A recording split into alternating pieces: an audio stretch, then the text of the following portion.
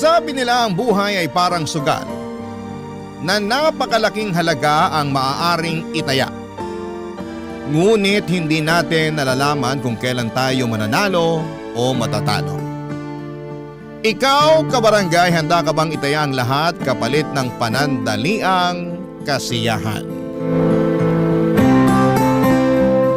Dear Papa Dudut, belated Happy New Year po sa inyo at magandang tanghali na rin po sa lahat ng mga loyal kabarangay na nakikinig ngayon. Naway masaya ang inyong bagong taon, ako kasi ay hindi. Mangyaring itago nyo na lamang po ako sa pangalang Arman, 39 years old at kasalukuyang nakatira sa Naga City. Isang taon pa lamang ang nakakalipas na mangyari ang isang hindi ko makakalimutang bangungot sa aking buhay. Minsan ay naisip ko na may kasalanan din ako sa mga nangyari. Dahil hinayaan ko ang mga bagay-bagay kahit alam kong may mali na. Walang panahon na hindi ko naaalala ang pangyayaring yon na halos magpawala ng aking katinuan. Sa katunayan nga po, Papa Dudut, ay hindi ko mapigilan ang pagpatak ng mga luha ko habang sinusulat ko ang kwentong ito. Hayaan niyo po akong ilahad ang aming kwento.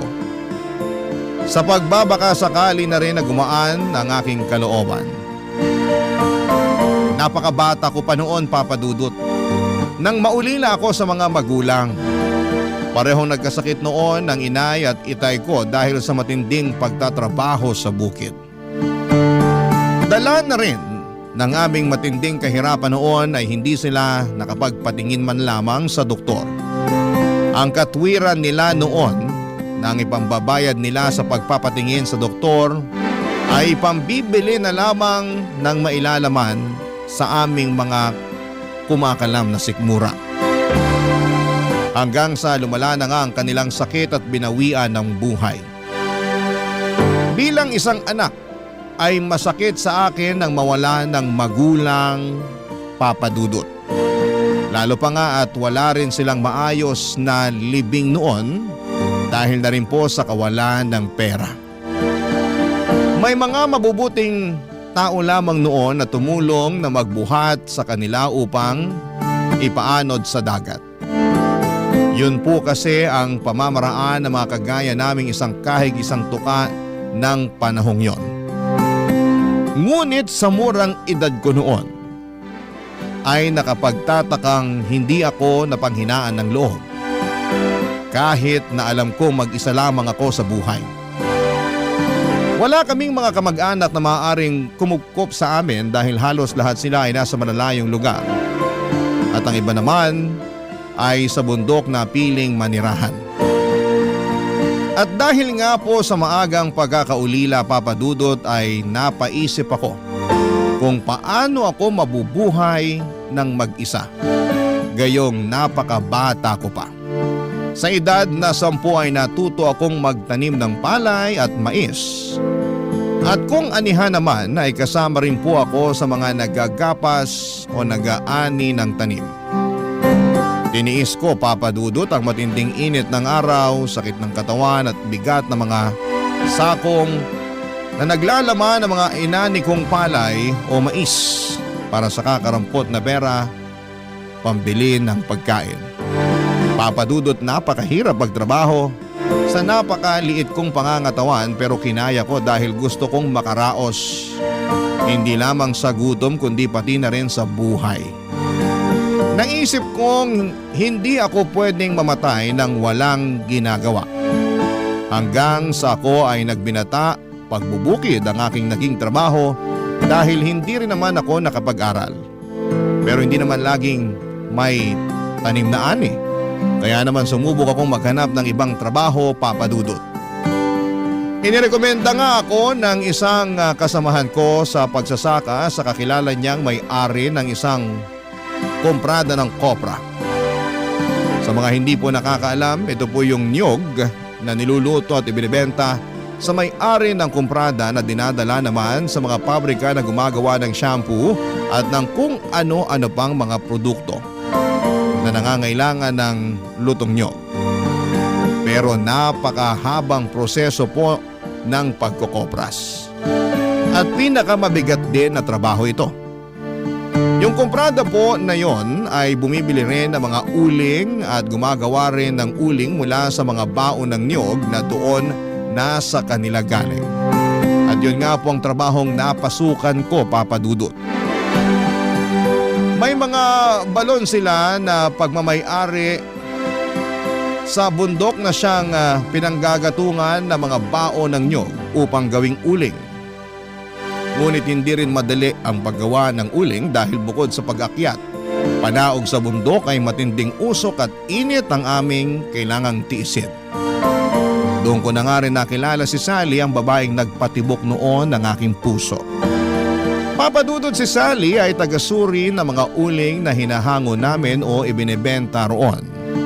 Siya ang nakatokang suriin ang mga uling kung basa pa ang mga ito o kung may mga baon ng niyog na hindi pa masyadong nauuling. Nahulog ang loob ko noon sa kanya dahil halos palagi kaming nakakapagkwentuhan noon at madalas niya pa akong ilibre ng merienda, Papa Dudut. Ngunit matanda ako sa kanya ng 3 taon. 20 years old ako at siya naman ay 17. Kaya kahit walang kasiguraduhan kung sasagutin niya ako o hindi, ay niligawan ko siya sa lahat ng paraan na alam ko at agad naman niya akong sinagot. Ilang buwan pa lamang kami noong magkasintahan nang makiusap siya sa akin na kung pwede ay magsama na kami, Papa Dudut. Nagulat pa ako noon dahil bata pa siya para makipag-live-in o makipag-asawa. Pero mapilit siya kaya naman ginusto kong magpaalam muna sa mga magulang niya. Kaya lamang ay ayaw niya dahil matagal na raw siyang wala sa poder ng mga ito. Matagal na raw siyang pinabayaan ng kanyang mga magulang. Dahil nga sa bulag ako sa pag-ibig niya noon ay sumunod ako sa gusto niya kahit pa nga alam ko ang tungkol sa kanyang bisyo. Ang pagsusugal, Papa Dudut. Pero kahit na ganoon ay hindi nagbago ang pagtingin ko sa kanya. Bagamat wala kaming formal na kasal ay itinuring ko na siyang asawa ko. Hanggang sa paglipas ng aming pagsasama ay nabiyayaan kami ng 2 anak. Pero hindi naging madali ang aming pagsasama dahil matapos niyang maipanganak ang aming bunso, ay halos araw-araw na siyang nagsusugal na hindi ko na maawat at sa tuwing pagsasabihan ko naman siya ay nauuwi lamang kami sa pagtatalo.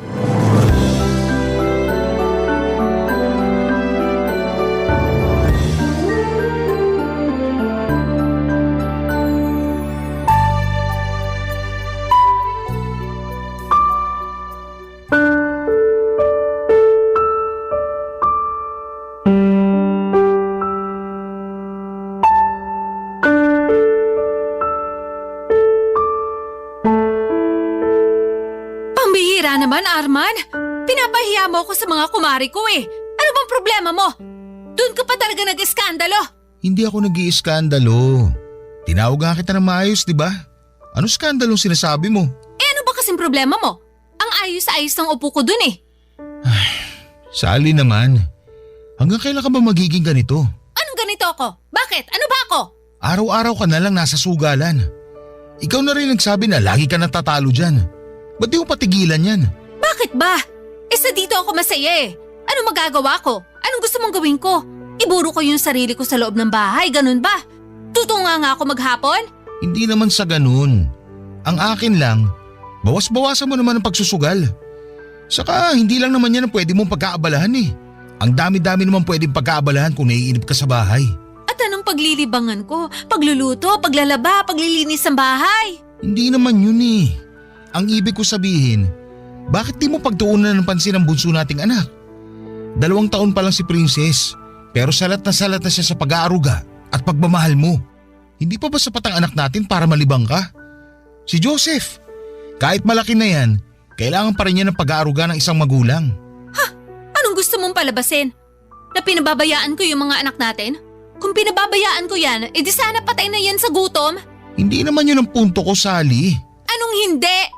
Yun talaga ang gusto mong sabihin. Nahiya ka pa. Tsaka teka lang ha, ikaw ang may gusto na magkaroon pa tayo ng isang anak kahit alam mong ayaw ko. Hirap na nga tayo kay Joseph, dinagdagan mo pa. Wala ka namang ibang alam na trabaho. Pag-uuling lang naman ang pinagkakakitaan mo, tapos nagdagdag ka pa ng isa pang palamunin. Hindi naman tayo aasenso dyan sa pag-uuling mo lang. Maghinay-hinay ka sa tinatawag mong palamunin, Sally. Anak natin si Princess. At huwag mo insultuin ang trabaho ko. Baka nakakalimutan mo. Itong pag-uuling ko bubuhay sa inyo. Wala kayong kakainin ko hindi dahil sa pag-uuling na sinasabi mo. At talagang nagmalaki ka pa? Oo! Kasi kahit na ganito lang ang trabaho ko, ipinagmamalaki ko yun. Dahil dito ko kayo binubuhay. Ikaw ba? Ano bang napapala mo dyan sa pagsusugal mo? Mapapakain ba tayo niyan? Halos kabaliktaran nga nangyayari. Nagkanda utang-utang ka na rin dahil sa sugal na yan. Tapos sino nagpapakahirap magbayad?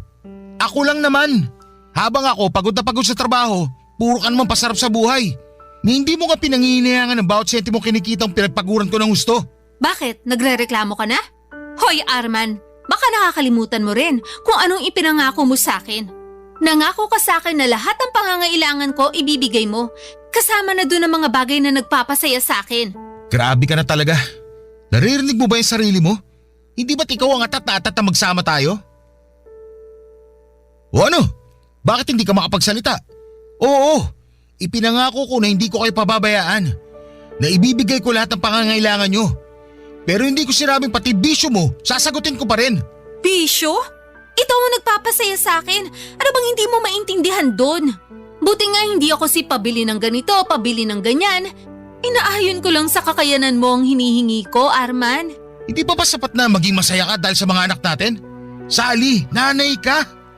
Ang alam ko kapag ina, masaya na sila nakapiling lang nila ang mga anak nila. Pero ikaw? Hindi ko alam bakit ibang iba ka sa lahat ng nanay. Ang kulit mo din eh. Hindi ko ginusto na magkaroon ng isa pang anak.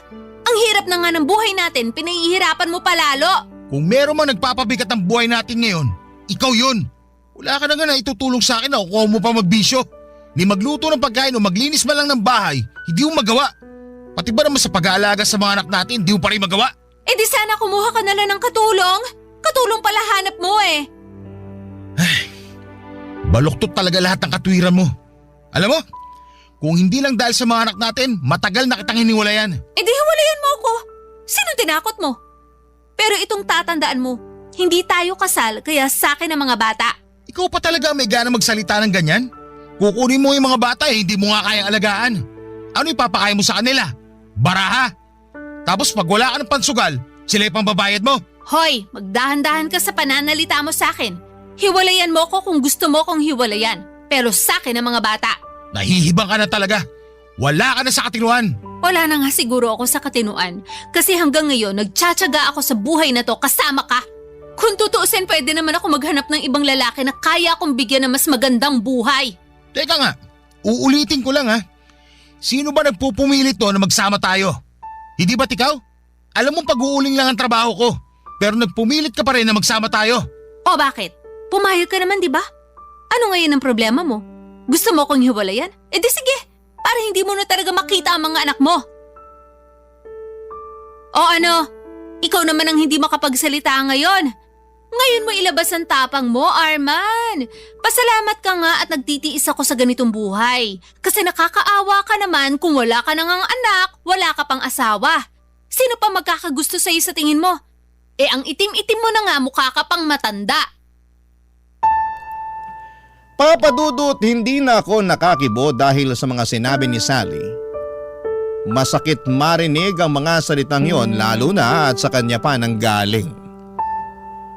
Pero dahil nga sa sobrang pagmamahal ko sa aking mga anak ay pikit mata kong tiniis lahat ng hirap lalo na ang pagiging sugarol ng aking asawa sa takot ko na ilayo niya sa akin ang mga anak namin lalo't hindi kami kasal. Kahit na hindi ako nakapag-aral ay alam ko ang hangganan ng karapatan ko sa mga anak ko dahil madalas yung mapagkwentuhan ng mga matatanda noon sa amin. Alam ko na kung gugustuhin ni Sally ay hindi ko siya maaaring pagbawalan na dalhin ang mga anak namin sakaling maisip na niya akong iwanan. Naisip ko noon na pera lang naman yon at kayang-kaya kong kitain pero ang mga anak ko ay walang katumbas na halaga. Sila ang kayamanan at buhay ko. Kaya kung ano man ang gusto ni Sally ay hinayaan ko na lamang dahil mas importante sa akin. Nakapiling ko ang mga anak ko, Papa Dudut. Tinis ko lahat ng hirap at pagod dahil kapag uuwi naman ako noon sa bahay, ay nawawala rin yon kapag nasisilayan ko na ang aking mga mata. Lalo na ang aking bunso na lagi akong sinasalubong sa aming pintuan kapag alam niyang pauwi na ako. Nalalapit na rin ang kanyang 3 kaarawan noon kaya naman dumilhen siya ako ng pera para maipagluto man lamang siya. Kahit tig-1 kilong pansit at spaghetti na aming pagsasaluhan. Tuwang-tuwa naman ang panganay kong si Joseph nang malamang maghahanda kami kahit papaano sa karawan ng kanyang kapatid, Papa Dudut.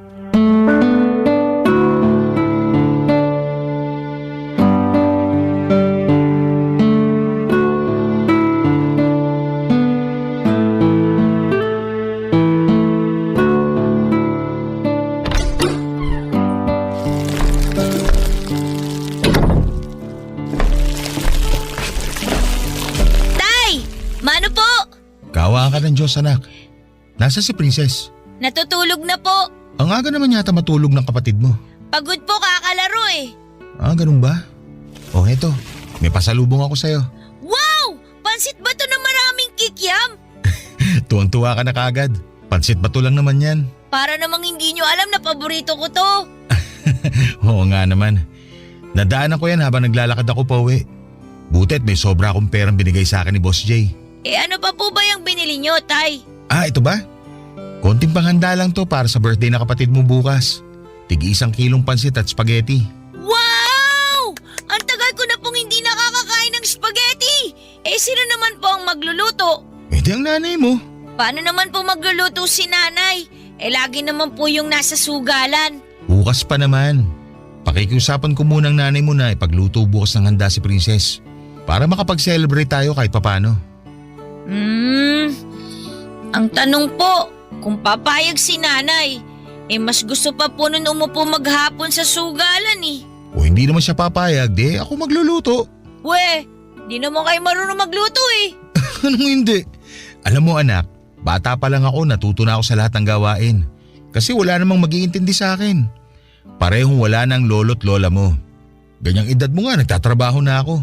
Kaya sisiw lang sa akin yung pagluluto na yan. Di pwede na po pala akong magtrabaho. Ano? Aba, hindi pwede anak. Kasi kailangan mo munang unahin ang pag-aaral mo. Kapag nakapagtapos ka na ng pag-aaral, pwede ka na magtrabaho.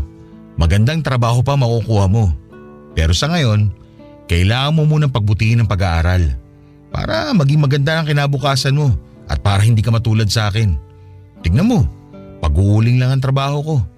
Napakahirap na trabaho pero napakaliit ang sahod. Ano naman po kung pag-uuling lang po ang trabaho nyo? Marangal naman po yun, Tay. Marangal, oo.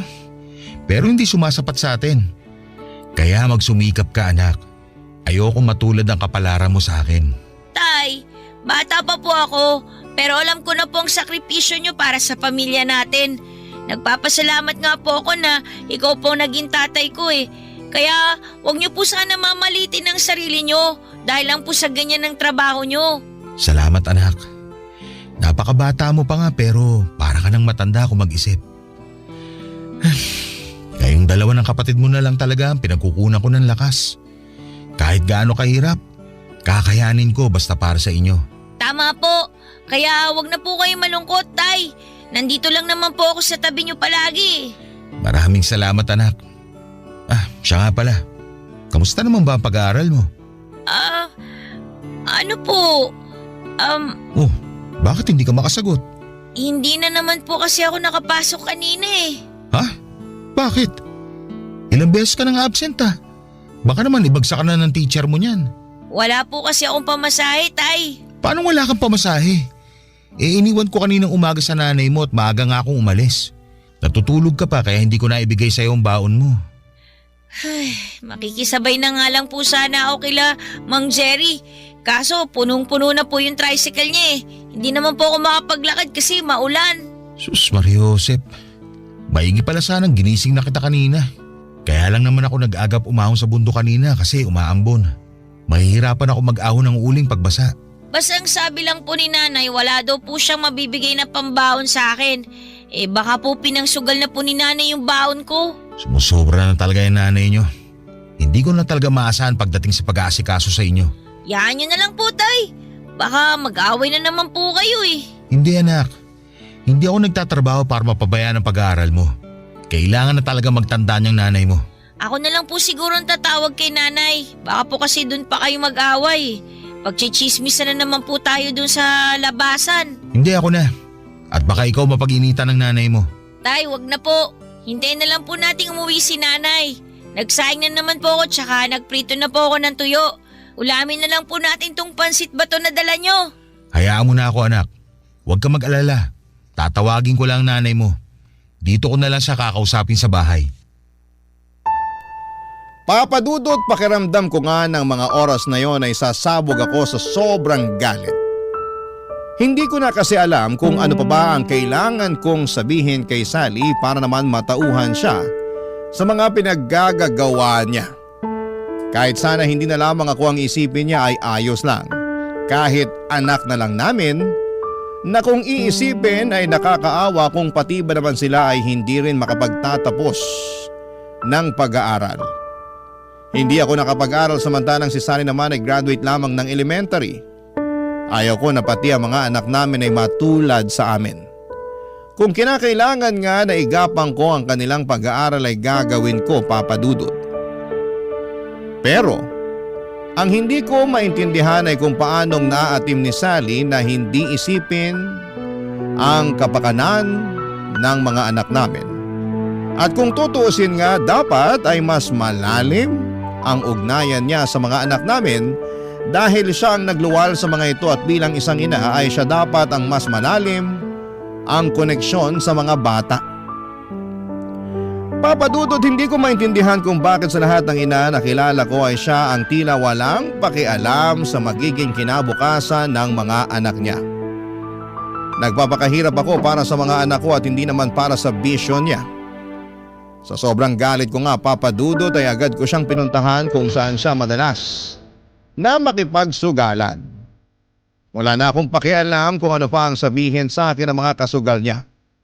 Basta ang gusto ko lamang ay mapagsabihan ko siya, Papadudot.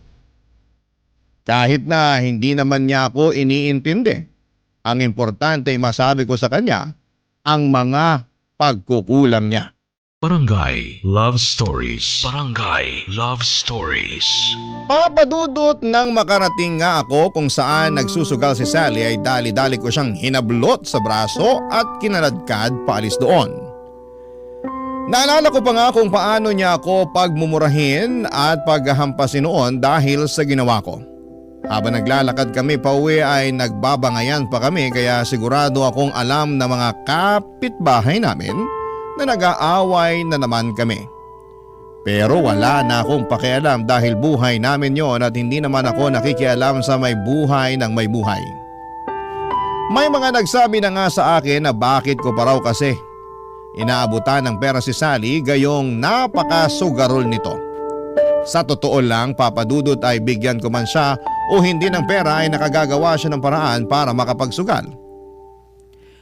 Nariyang nangungutang siya o kung anuman, kaya madalas ay ako ang sinisingil ng mga napag-utangan niya.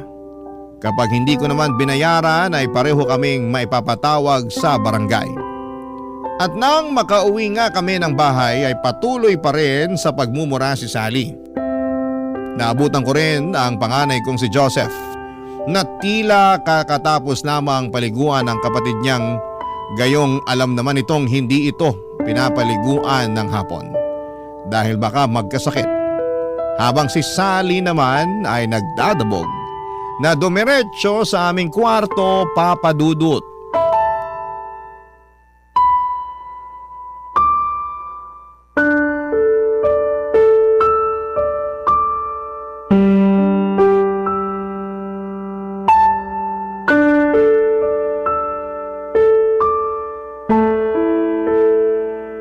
Buwisit na buhay to! Joseph, hapon na, bakit pinaliguan mo pa yung kapatid mo? Galing na naman po kasi siya sa likod, tay eh. Naglalaro na naman po ng lupa sa may tabing sapa. Akala ko ba tulog yan? Namimiyasa na ng kakalaro sa sapa yan ah. Baka mahulog yan doon. Nagbanyo lang po ako, tay. Sumasakit po kasi yung tiyan ko tapos bigla pong narinig ko nga po siya na naglalaro sa likod. Hindi ko po napansin na lumabas siya. Kita mo na, Sally? Imbis na tutukan mo yung anak natin, puro kasugal. Alam mong malikot yan si Princess. Kung saan nagsusuot. Kung mahulog yan sa sapa, anong gagawin mo? Alam mo nasa trabaho ko. Obligasyon mong bantayan ng mga anak natin, lalo na si Princess. Masyado kang OA. Ayan ang anak mo, oh. Nahulog ba sa sapa? Naglalaro lang naman yung bata. Ano bang pinoproblema mo? Anak ng… Ano? Hihintay mo pang mapahamak ang anak natin bago ka magtanda? Bago ka may gawin? Alagain pa si Princess at dapat lagi kang nakabantay dyan. Ano ba naman to? Paulit-ulit na lang? Susumbatan mo na naman ako? Di ikaw na ang perpektong ama. Wala naman nangyari masama kay Princess pero grabe ka makareact. Grabe. Bilib talaga ako sa'yo. Baluktot na nga, tinutuwid mo pa. O bakit? Totoo naman masyado ka lang OA. Alam mo, kung magsusumbatan lang tayo dito, bahala ka sa buhay mo. Babalik na lang ako sa sugalan. Wala akong kwentang kausap. Hindi pa ako tapos sa'yo. Aray ko naman! Bitiwan mo nga ako! Babalik ka doon sa sugalan? Kung pakainin kaya kita ng baraha. Ang kapal mo na masyado. Pati yung baon dapat ang anak mo, pinasusugal mo. Itinaya ko yun kasi gusto ko sanang palaguin. Para mas malaking baon ang maibigay ko kay Joseph. Hindi ko naman akalain Na ano? Patatalo ka? Diyos ko naman, Sally. Palagi ka na lang talo sa sugal na yan. Baon na baon ka na nga sa utang. Hindi ka pa rin tumutodas.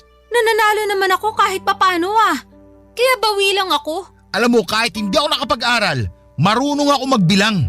Yung mga itinataya mo dyan sa sugal, halos wala pa sa kalahating nababawi mo. Hoy Arman, sinasabi mo bang hindi ako marunong magbilang? Wala akong sinasabing ganun. Ganun na rin ang gusto mong palabasin. Kala mo naman kung sino ka magaling. Hindi ka nga nakapag-aral. Hindi ko itatanggi na hindi ako nakapag-aral. At hindi ako nagmamagaling. Ang sinasabi ko lang, hindi ka naman talaga nakakabawi sa sugal na yan eh. Ibinabaong ka lang niya sa utang. Ay sus, puro ka ganyan. Ikaw ba ang nagsusugal? Yan ang hirap sa'yo eh. Panay ka reklamo kasi ginagastos ko yung pera mo. Di ba responsibilidad mo na ibigay sa akin yun? Kasi asawa mo ko? Oo! Responsibilidad kita pero hindi ang bisyo mo. Kung panay reklamo ka rin lang, di hiwalayan mo ko. Wala ka rin naman bukang bibig kundi bisyo ko. Natural! Wala ka na sa tama eh. At ayan din ang hirap sa'yo eh. Kapag pinagsasabihan ka, hiwalay ka agad ang ipananakot mo sa akin. Nakakasawa ka na kasi. Puro ka sumbat. Wala nang katapusan na sumbat. Araw-araw na lang, Arman. Rinding-rindi na ako sa lintik na boses mo. Sinampal mo ko? Pasensya na. Hindi ko sinasadya. Nabigla lang ako. Nabigla? Nagsawa ka na sa kakatala kaya ngayon naman pinagbubuhatan mo na ako ng kamay? Ay, hindi ko talaga sinasadya. Patawarin mo ako, Sally. Ewan ko sa'yo.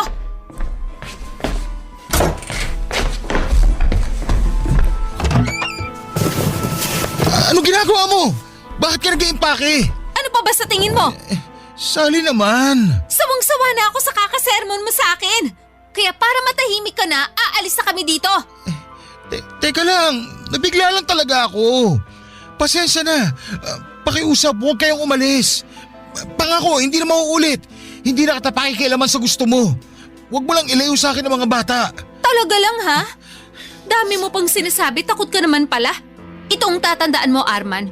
Umayos ka kung ayaw mong hindi mo na makita ang mga anak mo. Huwag mo na akong pakikialaman sa gusto kong gawin. Oo, hindi na. Dapat lang. Kasi simula pa lang, alam mo nang ganito ako. Pero imbis na lumayo ka sa akin, pinili mo pa rin makisama sa akin. Panindigan mo ngayon ang mga desisyon mo.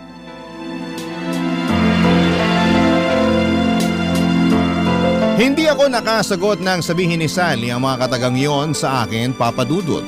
Dahil alam kong tama siya sa parting yon.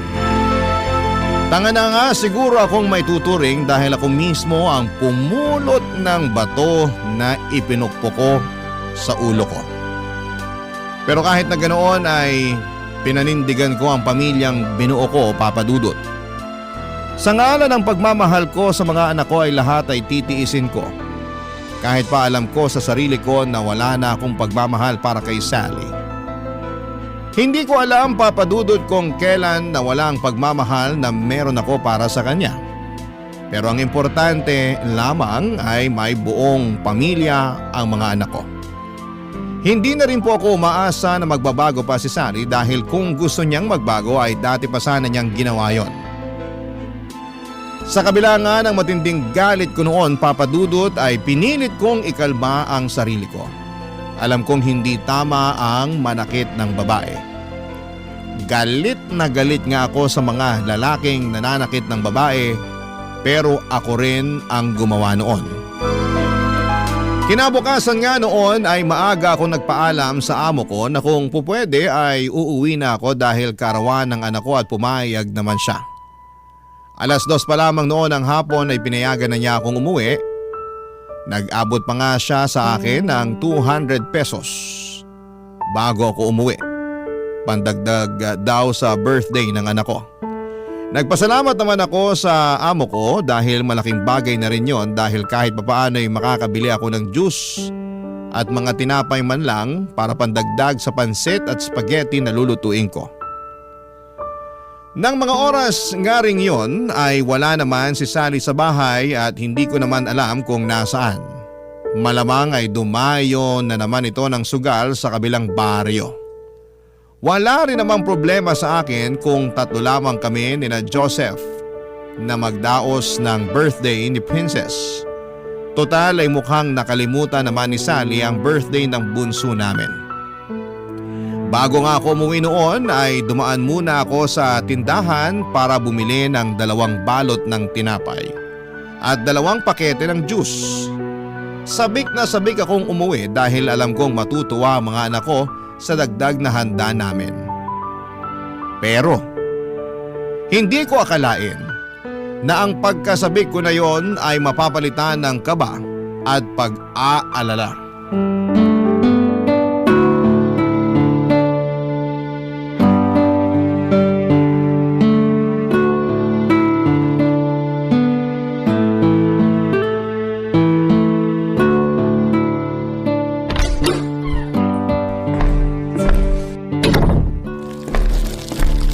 Tay, mano po? Kaawaan ka ng Diyos, anak. Gutom na po ba kayo? Nagsasaing pa lang po ako eh. Hindi pa. Kumain naman ako sa trabaho. Anong oras na? Hindi pa ba kayo kumakain ng tanghalian? Hindi pa nga po eh. Kauwi ko lang din po. Wala rin pong sinaing pagdating ko. Anong oras na? Wala ka bang pasok ng hapon? Wala po tay. May meeting po mga teacher. Ganun ba? May ulam na ba kayo? 30 pesos na lang tong pera ko eh. Ano kayang mabibili nito? Eh di kahit ano na lang po. Chicharon po o kaya itlog po na lang ulit. Mantika, meron pa ba? Wala na po eh.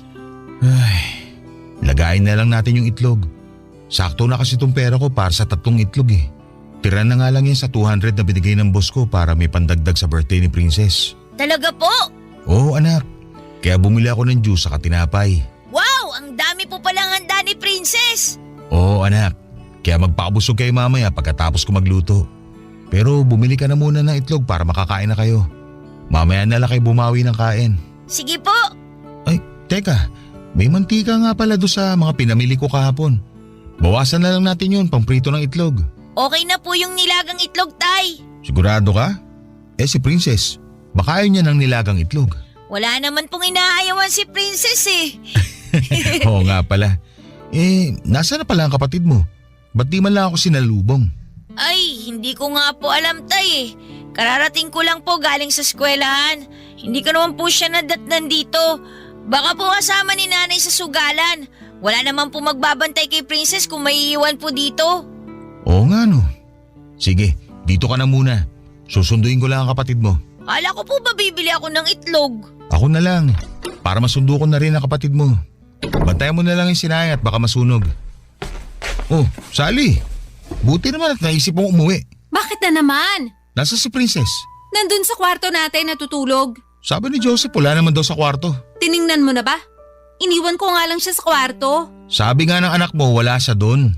Imposibleng wala doon si Princess. Mahimbing nga ang tulog. Iniwan ko doon. Anong oras ka ba umalis ng bahay kanina? Iniwan mo talaga ang anak mo mag-isa sa kwarto para makapagsugal ka? Lintik naman oh! Paulit-ulit ka na lang eh. Ang laki masyado ng problema mo. Oo na, titignan ko na sa kwarto. Pero tay, tiningnan ko na si Princess sa kwarto kanina eh. Wala po siya doon. Sabi nitong nanay mo, iniwan niya daw natutulog sa kwarto eh. Ha? Kahit tingnan natin ulit ngayon tay, wala po talaga siya ron. Ano?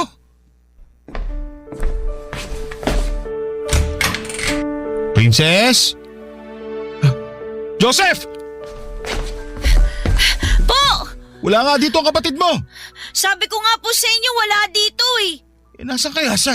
Hindi ko po alam tay. Kala ko pa naman po kasama ni nanay. Nalinti ka na. Papadudot, abot ang kaba ko nang hindi ko na makita si Princess sa aming kwarto. Tanging panis na dede na nasa bote lamang ng anak ko ang inabutan ko doon. Kaya agad kong tinignan ang ilalim ng papag namin pati na ang mga aparador pero wala rin ito doon. Halos balik tarin ko na nga ang bahay namin. Pero hindi ko siya nakikita, papadudot. Inutusan ko rin po si Joseph na tingnan sa may sapa kung saan madalas maglaro si Princess kapag walang nagbabantay sa kanya, subalit bigo rin si Joseph na mahanap ang kapatid niya. Agad na akong nakaramdam ng hindi maganda noon at kung ano-anong masasamang bagay na ang pumasok sa utak ko, papadudot ng mga oras na yon.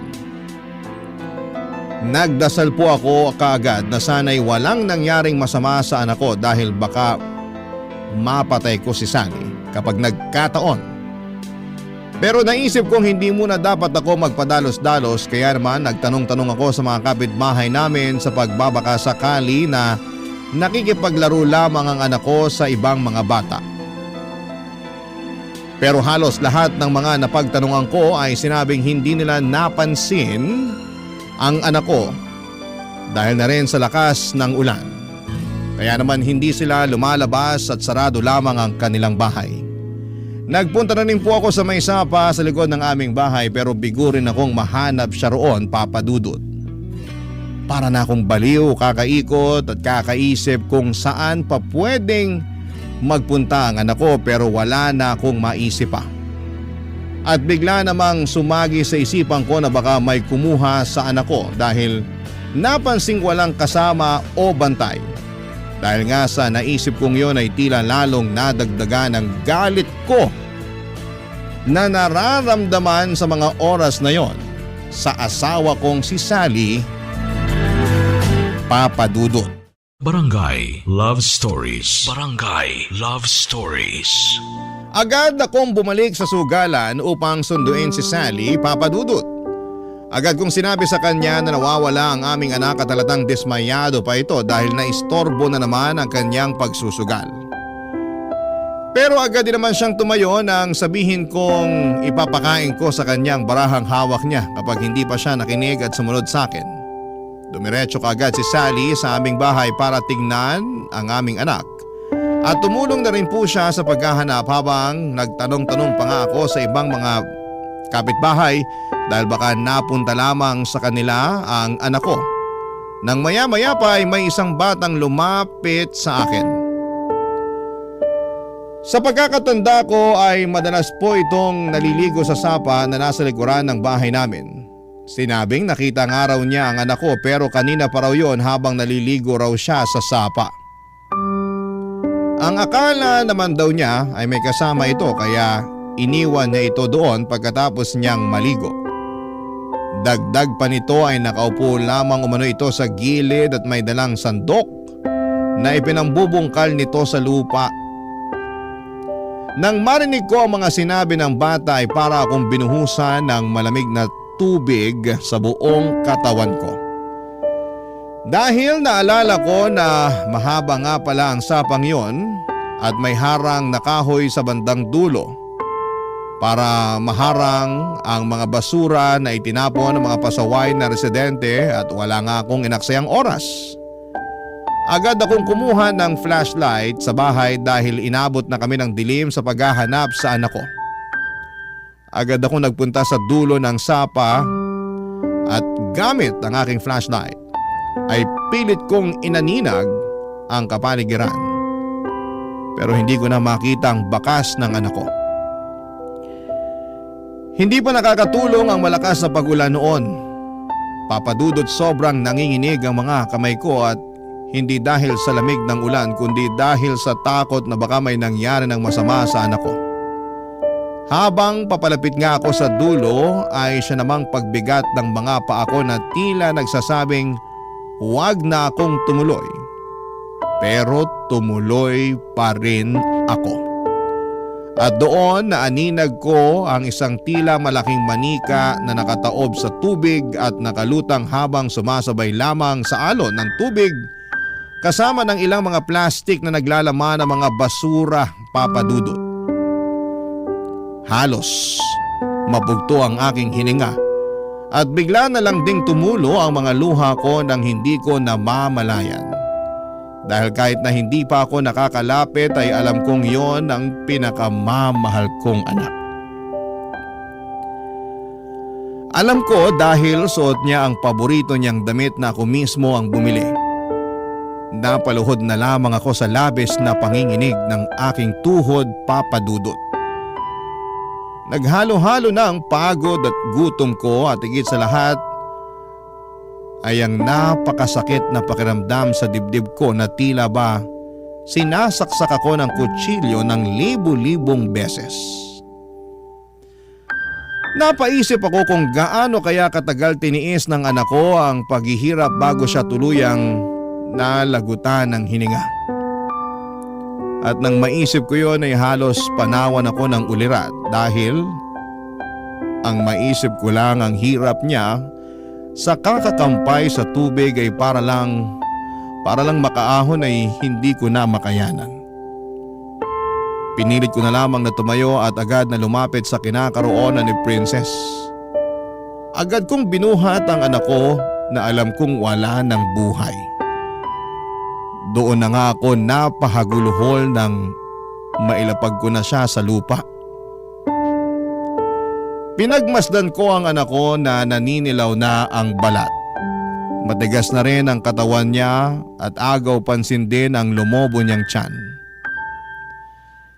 Niyakap ko ang katawan ng walang buhay kong anak at hindi ko may paliwanag ang sakit, Papa Dudut.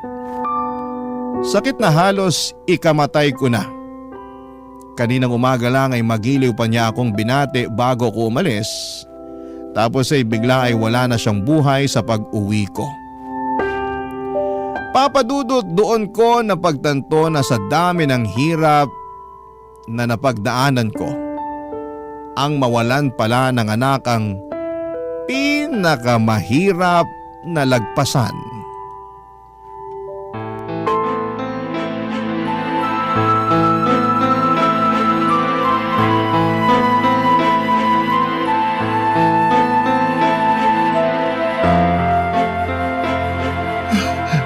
Princess!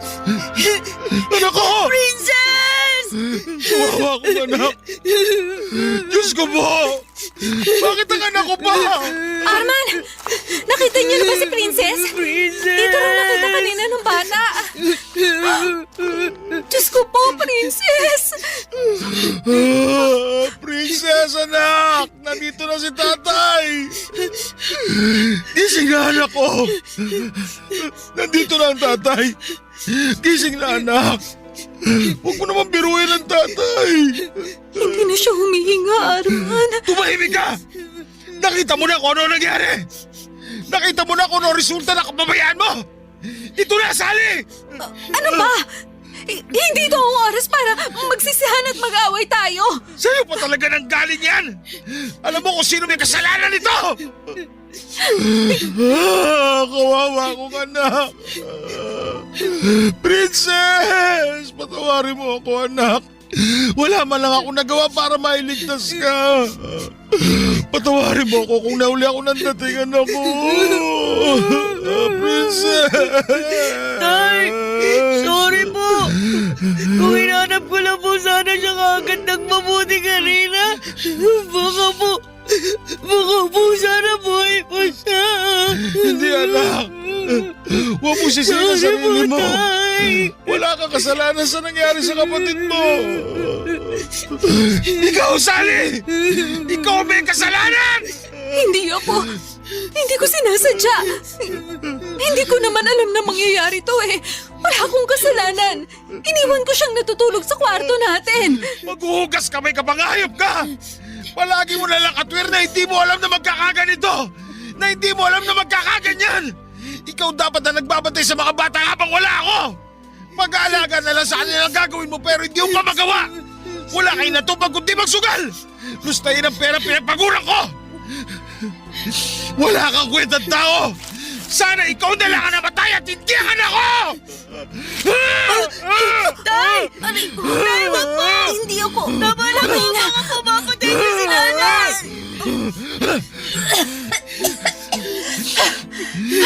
Walang hiya ka, Arman. Papatay mo talaga ako? Oo! Mabigyan ko man lang ng katarungan ng pagkamatay ni Princess! Patawarin nawa ako ng Diyos! Pero gusto-gusto ko talunurin ngayon hanggang sa malagutan ka ng hininga! Nasisiraan ka na ba? Hindi ko gusto na mangyari sa anak natin to. Kaya wag mo akong sisihin. Hindi mo ginusto! Grabe yung kakapalan ng mukha mong babae ka! Kung hindi dahil sa kababayaan mo, hindi mangyayari sa kanya to! Naturingan kang ina pero hindi ka nagpakailan sa mga anak natin! Mas importante pa sa iyo ang bisyo mo! Hindi ka na nga nakakatulong sa akin!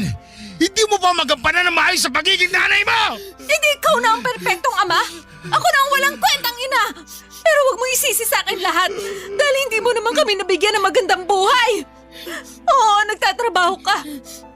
Pero wag mong ipagmalaki sa akin yon. Kasi pag-uuling lang naman ang trabaho mo. Wala ka na talaga sa katwiran!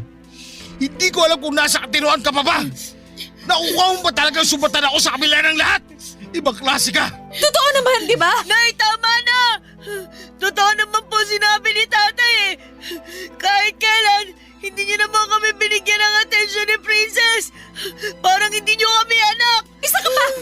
Marunong ka nang sumagot ah! Bakit hindi mo man lang hinanap agad yung kapatid mo? Huwag mo sisihin si Joseph! Subukan mo lang din sasaktan! Tutuluyan na talaga kita! Ikaw na nga may kasalanan! Ikaw ba may ganang umastar ng ganyan? Isisisi mo pa kay Joseph ang kababayan mo? Samantalang ikaw ang ina! Baka sarili ka! Wala kang kwentang ina! Ikaw pumatay sa anak ko! Hindi! Hindi totoo yan! Wala akong kasalanan! Hindi ako pumatay sa kanya! Iniwan ko siya natutulog sa kwarto! Wala akong kasalanan! Wala! Hindi ko alam na pupunta siya rito! Usigit ka sana ng konsensya mo sa nangyari sa anak ko habang nabubuhay ka! Wala akong kasalanan!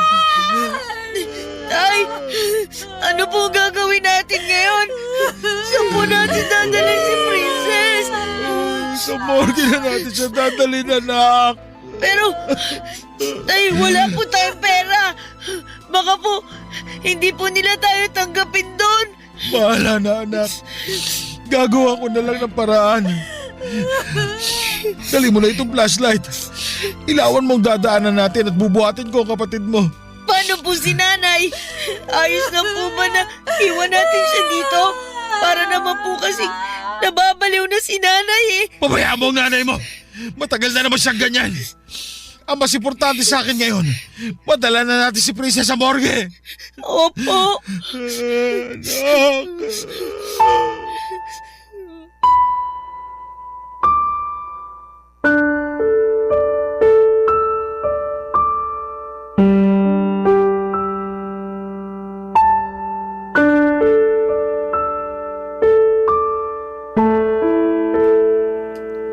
Papadudod sa sobrang galit ko nga ay walang lingon na iniwan na namin ng anak kong si Joseph ang nanay niya sa tabi ng sapa.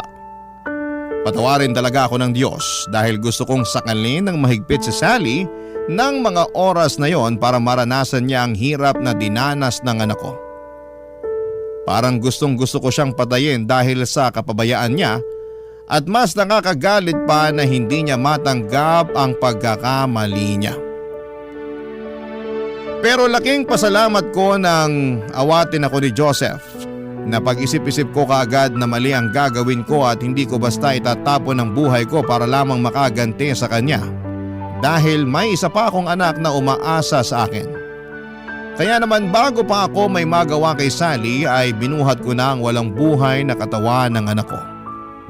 At naiwan lang doon si Sally na tulala at tila wala sa sarili. Naisip ko rin na nawalan man ako ng isang anak ay meron pang natitira sa akin at hindi dapat ako magpadala sa init ng ulo ko. Agad kong dinala ang anak ko sa pinakamalapit na morgue at nang tila sinampal ako ng katotohanan. Nawala na nga ang anak ko ay doon na ako muling napahagulhol. Hindi ko po lubos maisip kung bakit kailangan na sa anak ko pa mangyari ang malagim na pangyayaring yon. Paulit-ulit ko ngang usal noon na sana'y si Sally na lamang ang namatay. Makasalanan na ako sa pag-iisip ng masama sa asawa ko pero talagang napakalaki ng galit ko ng mga oras na yon. Para na akong mababaliw sa sobrang sakit. At wala akong ibang sinisisi kundi si Sally. Siya dapat ang ina at nagpoprotekta at gagabay sa mga anak namin pero siya pa ang dahilan kung bakit namatay ang anak namin. Halos hindi ko na nga kayang tignan si Sally kaya naman pinalayas ko na siya sa bahay namin. Wala akong pakialam noon kung saan siya makikituloy at magpalaboy-laboy man dahil kulang na parusa yon para sa sinapit ng musmus naming anak. At dahil nga sa kakulangang pinansyal namin noon ay nanghingi pa ako ng tulong sa kapitan ng aming barangay para maayos ang mga bayarin sa morgue at mapaburol ang anak ko. Hindi naman ako nabigo at nagpapasalamat ako dahil maging ang mga kapitbahay ko ay tumulong sa akin, lalo pa at naawa sila sa sinapit ng aking anak. Nagpahayag din sila ng pakikiramay sa akin at may iilan din naman na nagpahayag ng pagkagalit kay Sally. Papa Dudut, sa totoo lang ay pinagbawal ko ang pagsusugal sa lamay ng anak ko dahil isa rin yon sa itinuturing kong dahilan ng pagkamatay ng anak ko. Nabaliw si Sally dahil sa sugal kaya naman napabayaan niya ang obligasyon niya bilang asawa at ina. Ang akala ko nga noon ay hindi ko na makikita pa ang pagmumukha ni Sally. Pero himalang nagpakita pa siya sa ikalawang araw ng burol ng anak ko. Umiiyak at nagmamakaawa na gusto niyang makita ang anak niya. Pero dahil nangingibabaw pa rin ang galit ko sa kanya ay buwang desisyon ko na hindi siya hayaang makapasok man lamang sa pamamahay ko, Papa Dudut.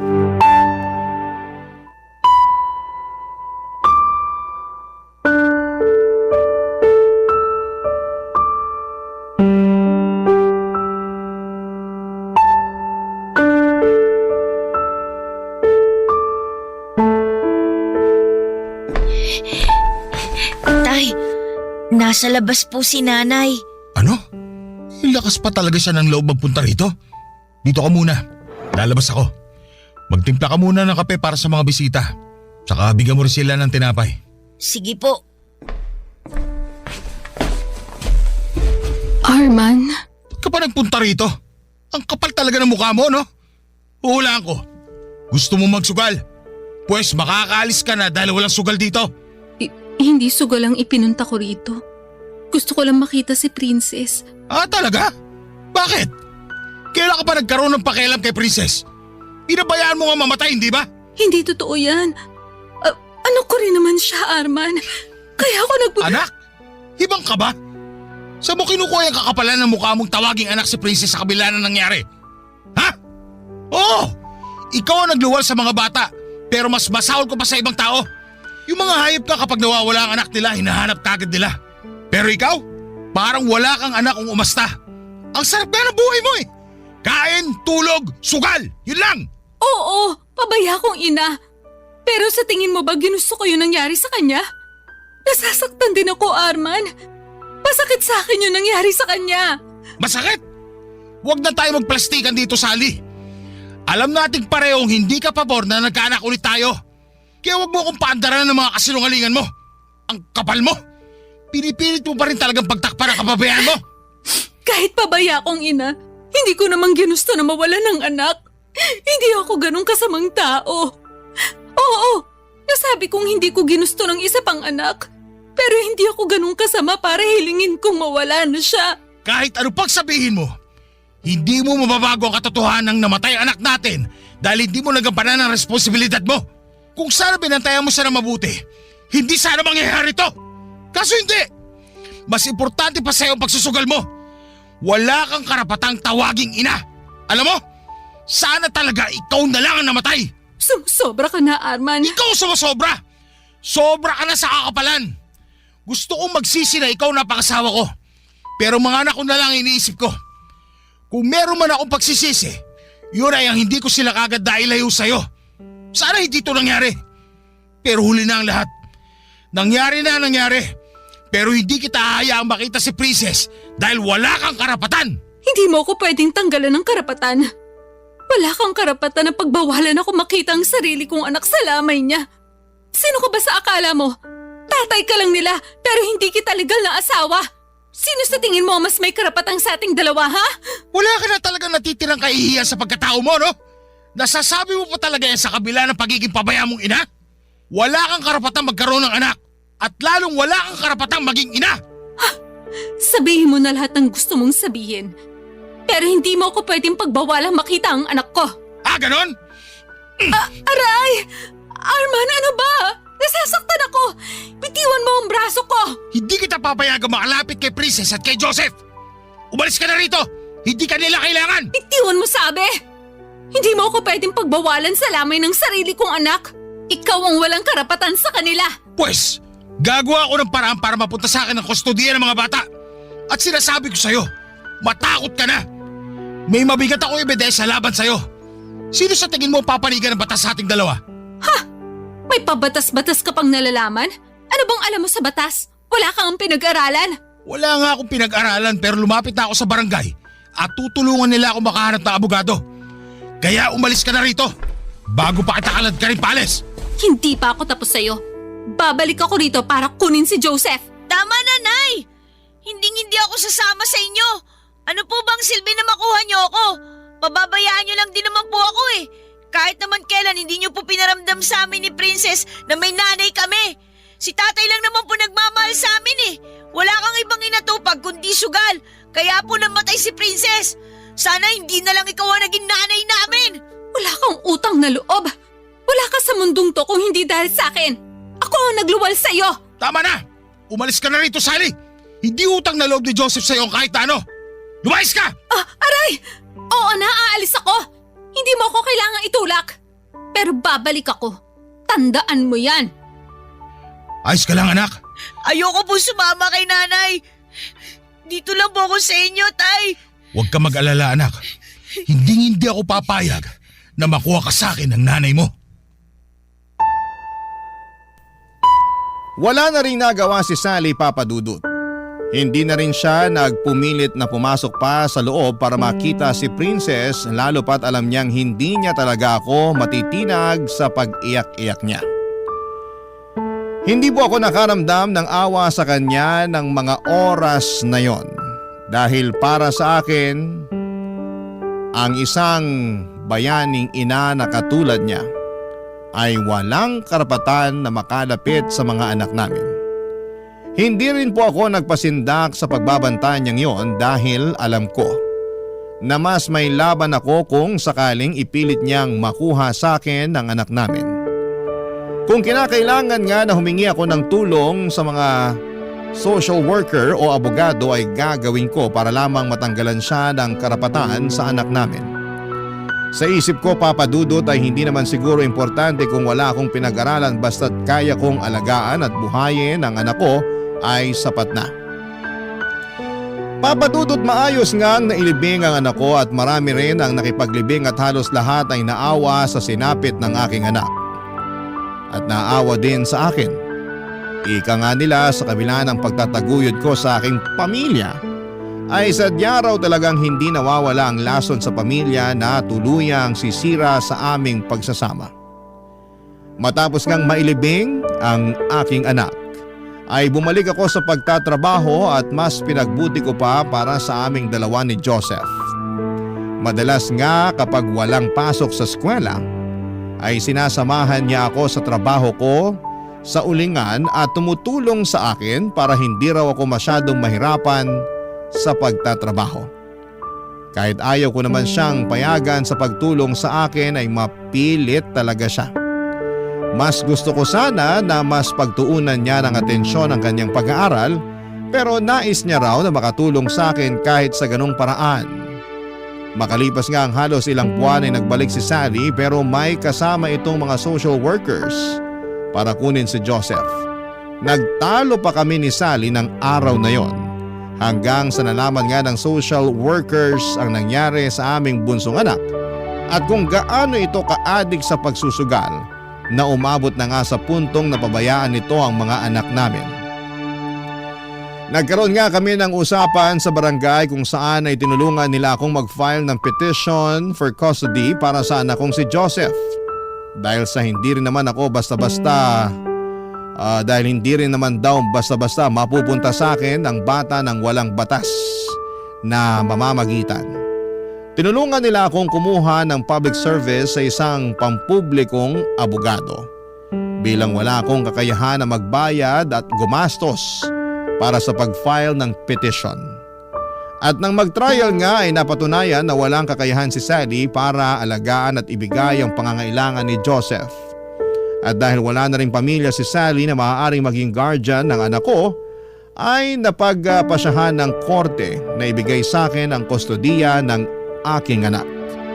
Laking pasalamat ko nga sa lahat ng tumulong sa akin dahil nawala na ako ng isang anak at hindi ko nakakayanin pa kung pati si Joseph ay malalayo sa akin. Sa ngayon, Papa Dudut, ay masaya na kaming namumuhay ng anak kong si Joseph na kasalukuyang nag-aaral sa high school at isang taon na lamang ay graduate na. Mas lalo pa akong nagsusumikap para sa pagpasok niya sa kolehiyo. Hinding-hindi ko hahayaan na hindi siya makapagtatapos ng pag-aaral. Lahat po ay gagawin ko para sa ikagaganda ng kinabukasan niya kahit pa maghirap at magpakapagod ako. At sa tulong naman ng aming kapitan ay nagkaroon ako ng trabaho sa barangay kung saan ay isa akong janitor. Malaki po ang ipinagpasalamat ko sa bagong trabaho na meron ako dahil kumpara sa pag-uuling ay mas madali lang ang trabaho ko at kahit papaano ay mas malaki ang kinikita ko na makatutulong para makapag-ipon ng pangpaaral ko sa anak ko sa kolehiyo. Hindi na rin namin muling nakita pa si Sally at hindi namin alam kung nasaan siya. Pero kung nasaan man sana ay baguhin na niya ang kanyang sarili. Dito ko na po tatapusin, Papa Dudut, ang aking kwento na bagamat walang nakakaalam kung ano pa ang aming pagdadaanan ay nakahanda kaming harapin yon ng magkasama ng aking anak. Maraming salamat po sa pagpili ng aking liham, ang inyong kapuso at ka-barangay, Arman. Barangay Love Stories. Barangay Love Stories. Ako, gigil na gigil talaga ako sa nangyayari sa kwento natin. O ikaw, kabarangay, kumukulo rin ba dugo mo? Pwede kang mag-iwan ng comment sa ating comment section. Nagustuhan ng iyong napakinggan? Ituloy yan via live stream sa www.gmanetwork.com/radio.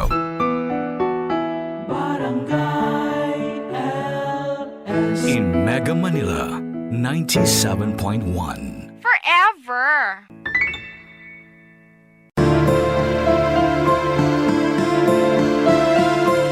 Ang bawat pagsubok na dumarating sa ating buhay ay parang pagbubuhat ng bakal sa gym.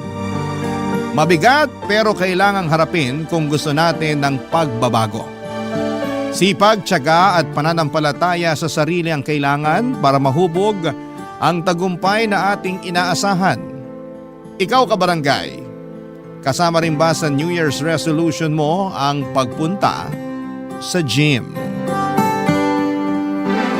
Dear Papa Dudut, bagong simula, bagong layunin, ito ang dulot sa atin ng bagong taon. Kaya naman marami sa atin ang nagpapamiyembro sa gym pagsapit ng Enero bilang parte ng kanilang New Year's resolution. Taon-taon ay puno ang mga gym na mga taong gustong pagandahin ang hubog ng kanilang katawan. Alam ko ito, Papa Dudut, dahil isa po akong gym rat o taong madalas na magpunta sa gym para mag-exercise. Ako nga po pala si Maron, 27 years old, na nakatira sa Diliman, Quezon City. Bahay, trabaho at gym na ang naging routine ko sa loob ng mahigit 2 taon. Mula sa dati kong timbang na 55 kilos ay tumatakbo na ngayon hanggang 72 kilos ang bigat ko. Dahil sa pagbubuhat sa gym at pagkain ng tamang protina. Kung ikukumpara ang itsura ko noon sa ngayon ay di hamak. Na nag-glow up ako dahil natutunan ko ng mahalin at alagaan ang sarili ko. Noon kasi, Papa Dudut, ay wala po akong pakialam sa itsura ko. Bago pa man ako natutong mag-gym ay hindi ako marunong mag-ayos. Hindi ako naglalagay ng kung ano sa buhok ko, hindi ako gumagamit ng mga sabong pampaputi at hindi rin ako namimili ng damit na isusuot. Para sa akin noon, hindi ko na kailangang magpagwapo pa dahil may love life naman ako. Hindi ko na kailangang magpa-impress sa mga kababaihan dahil maaga kong nakakilala ng babaeng magmamahal sa akin. Nagkaroon po ako ng long-term girlfriend na itago na lang natin sa pangalang Lyra. 7 years ko siyang naging girlfriend, Papa Dudut.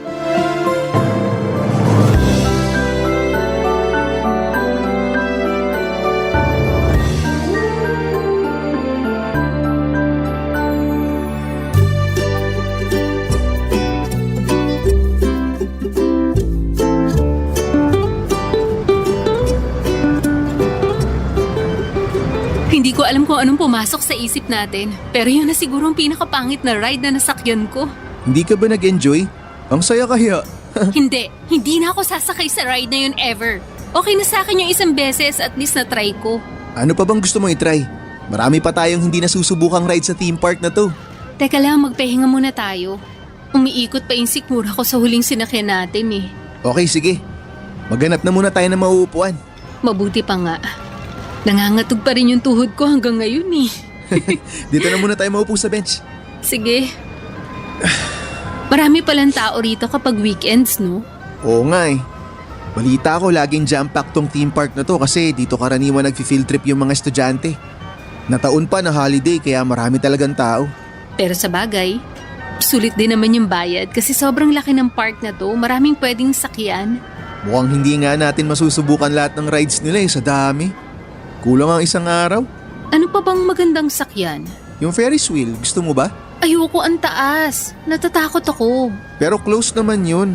Maganda yung view nun kapag nasa tuktok na tayo.